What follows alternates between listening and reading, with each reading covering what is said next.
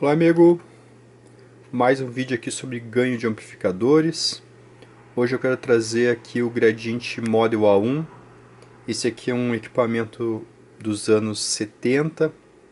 Eu fiz a medição há poucos dias de um outro aparelho igual, porém ele era um modelo, ou seja, um exemplar dos anos 80. Esse aqui, como sendo dos anos 70, ele tem esses transformadores feitos pela indústria Audion. O outro amplificador que eu mostrei, ele tinha os transformadores feitos pela indústria Neodiffer. Basicamente essa é a diferença entre esse aparelho aqui e aquele outro que eu já fiz a medição do ganho. Existe ainda um modelo de gradiente A1 mais antigo do que esse aqui. É um modelo que tem um conector aqui em cima, aquele conector que fica lá embaixo, ó. Lá está o buraco dele. Eu já removi aquele conector porque ele não serve para nada hoje em dia. Então aquele conector fica nessa posição aqui, em cima dos conectores de saída. Então aquele lá é o A1 mais antigo, né? Os primeiros que saíram tinham um conector aqui. Esse aqui, como o outro, também foi trocado as três placas, na verdade, aí. Então as duas placas de fonte mais a placa de proteção. Os capacitores antigos que tinham aqui, né? Assim como no H2 e no PM5000, eles acabam vazando e o óleo que vaza deles acaba se espalhando aí pelo chassis e se espalhando pelas placas, e ele acaba se tornando um óleo condutor. Então as trilhas vão corroendo com a ação desse óleo que sai dos capacitores. Então antes que vaze e danifique as placas, é melhor a gente trocar os capacitores. Senão tem que fazer o que eu fiz aqui, que é trocar todas as placas, né? Sai mais caro se a gente esperar vazar primeiro. Então minha dica é, né, trocar os capacitores de fonte do Gradiente Model A1, do Gradiente HA2, do Polivox PM5000 e praticamente todos os amplificadores dessa idade, né? Não esperar vazar o óleo, né, para fazer a troca. Então, como eu fiz nos outros, para medir o ganho, eu vou colocar as ponteiras aqui, aquela amarela lá embaixo na entrada do amplificador, verde e azul na saída, tá? E a gente vai verificar quantas vezes o sinal que entra no RCA lá embaixo fica multiplicado para sair aqui na saída, né? Então é o fator de multiplicação que o amplificador aplica no sinal. Alguns amplificadores, alguns powers, tem esse atenuador. Então esse atenuador aqui faz o serviço de atenuar o sinal que entra lá atrás do aparelho. Quando o knob está aqui na posição 0, indica que está atenuando 0 dB. Quando está aqui no 3, está atenuando 3 dB, né? Então, digamos que está aqui no 12, está atenuando 12 dB do sinal que está lá atrás, né? Então a relação entre o sinal que está atrás do equipamento no RCA de entrada e o sinal que está chegando na placa amplificadora, por exemplo, aqui é 18 decibéis a menos, né? Então esse atenuador aqui, ele não muda o ganho do equipamento, porque o ganho é fixo, mas ele muda o quanto de sinal está entrando na placa do amplificador, né? Então isso aqui não dá ganho, né? Se eu girar até aqui eu não estou dando ganho, eu só estou liberando para que o sinal que está lá no RCA chegue aqui nessa posição aqui, onde tem a entrada do amplificador. Esses três pinos aí são a entrada do amplificador. Então eu vou fazer com o cursor aqui no máximo, tá? Ou seja, sem nenhuma atenuação, para a gente ver quanto é o ganho desse aparelho. Então para isso eu vou usar aqui o gerador, 2 kHz como sempre, osciloscópio, sinal amarelo é a entrada, é o que está saindo daqui, sinal verde e sinal azul são os dois canais ARL, estão sobrepostos um sobre o outro, mostrando que o ganho está bem semelhante.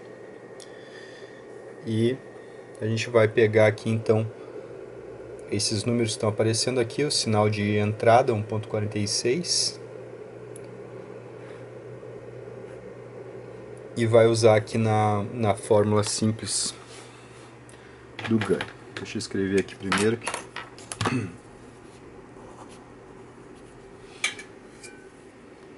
Então, gradiente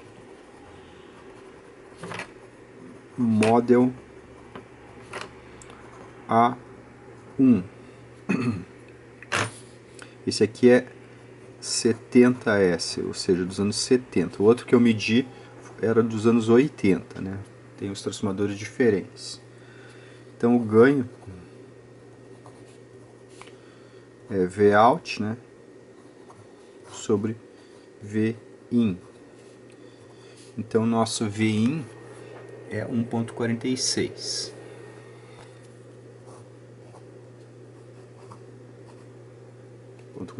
volts.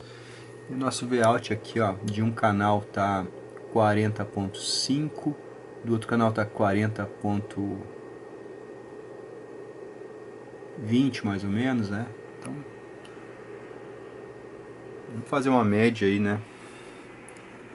40,35 volts. Então vamos ver quanto que fica.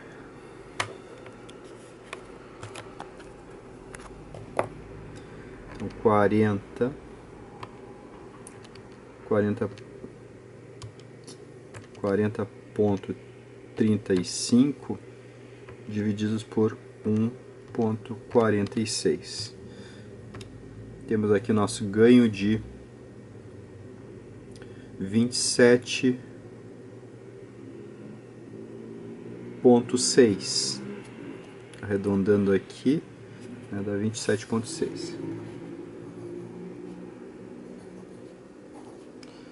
Vezes, então esse aqui é o fator de multiplicação que esse amplificador aplica no sinal de entrada. Tá? Vamos fazer aí para ver quanto que isso dá em logaritmos. Tá? Então é 20 log de 40,35 divididos por 1.46. Então temos 28 decibel. 28,8 dB de ganho.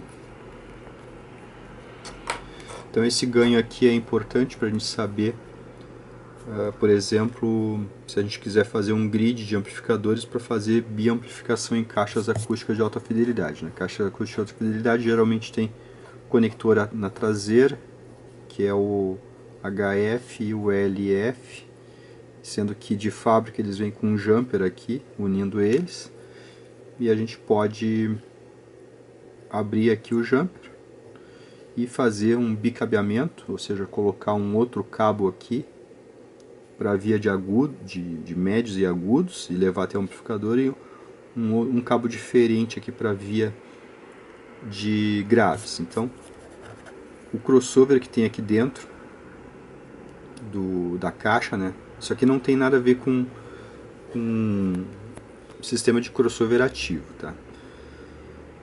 Então o crossover que tem aqui dentro, por exemplo, aqui na via de baixa frequência, ele só vai apresentar, digamos, impedância baixa para frequências baixas. Então ele vai colocar carga em frequências baixas no cabeamento que vai ser ligado aqui. E aqui em cima o crossover do mid-range do Twitter, ele vai ter baixa impedância para cargas para frequências para sinais de alta frequência. Então ele vai colocar carga no cabeamento em frequências altas e médias, né? Então a gente acaba, se a gente ligar aqui, né, dois sistemas de cabo. Nesse cabo aqui só vai circular correntes de média e alta frequência, porque a carga que o crossover aplica nesse sistema de cabeamento aqui é essa, né? A impedância é baixa para médias e altas frequências, e aqui o crossover aplica, digamos que, carga em baixas frequências. Então, por esse cabeamento aqui vai circular corrente de baixa frequência, por esse cabeamento aqui vai circular corrente de alta frequência, né? Então, a gente pode levar isso aqui até o amplificador, por exemplo, ligar isso aqui no A, no sistema A do amplificador, e levar isso aqui e colocar no sistema B do amplificador. Então a gente meio que divide as correntes e leva essas correntes com condutores diferentes.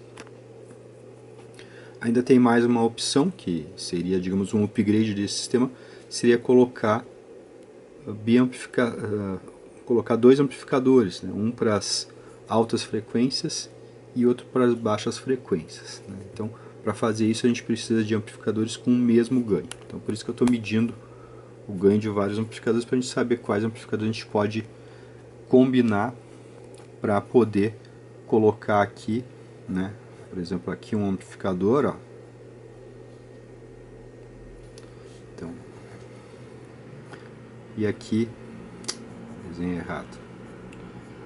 E aqui outro amplificador que vai... Isso aqui vai ser o mesmo canal, tá? Isso aqui é o canal R, por exemplo, aqui é o canal R. Só que esse canal R aqui de um amplificador vai ter corrente somente de agudos, né? E o outro amplificador vai ter corrente só de graves, né? Então a gente teria, na verdade, 4 amplificadores trabalhando, né? 2R e 2L, né? Porque a gente, por exemplo, se eu pegar dois Model A1, aqui tem um amplificador e aqui tem outro, né? É estéreo. Então se eu pegar dois desses eu tenho 4 amplificadores, 4 blocos de amplificador. Então para duas caixas, né, eu precisaria de os 4 canais. Então aqui tocaria um canal e aqui tocaria outro canal. Então eu teria corrente independente. Então, por exemplo, aqui um amplificador, aqui outro amplificador. Então eu tenho que saber se, por exemplo, esse amplificador aqui vai ter ganho, por exemplo, de 28, né? Aqui eu preciso colocar 28 de ganho, aqui também eu preciso colocar 28, aqui eu preciso colocar 28. Por exemplo, se eu usar o A1 aqui, que eu já sei que eu tenho ganho de 28, tá? Usar os dois canais do A1 aqui na via de baixas, eu tenho que escolher um amplificador para via de altas com o mesmo ganho, né? Não posso colocar aqui um amplificador com ganho, por exemplo, 60 aqui em cima. Aí a caixa vai tocar agudos demais, né? Então não posso escolher um amplificador com ganho 60 aqui. Eu tenho que escolher um amplificador com ganho 28 também, que aí a caixa vai tocar nivelada, né? Eu sempre comento a via de baixa frequência, que é o woofer, a via de frequência média e a via de frequência alta, elas têm a mesma sensibilidade. Então elas precisam da mesma tensão, né, para que elas toquem com o mesmo volume. É um pensamento diferente do pensamento que a gente usa para sistema de PA. Tem alguns vídeos aí no canal sobre isso. Comento bastante aí sistemas com crossover ativo. Também tem essa questão aqui. Sistemas com biamplificação. E também mostro que na música, né, a gente tem uma diferenciação do tempo, né? O tempo de música das baixas frequências aqui é mais ou menos uns 60%, né?